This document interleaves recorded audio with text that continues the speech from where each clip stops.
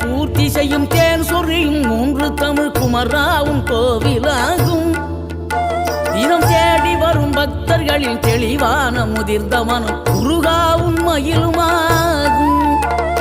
வேடனூறு கொண்டு பெருவேங்கை மரமாகி நின்ற வென்றீர் அணிந்த முருகன், நீ வாடுகின்ற உள்ளமதில் வற்றாது அருள் சேர்க்கும் வானோர்கள் போற்றும் தலைவன். நீரெடுத்த மேனியுடன் ஆறிடத்தில் பேரெடுத்து நினைவெல்லாம் இனிக்கின்றவன், நீ ஓர் எழுத்து ஆயுதமாய் ஒளிகின்ற வேலெடுத்து உறுதுணையாய் வருகின்றவன், எனக்கு உறுதுணையாய் வருகின்ற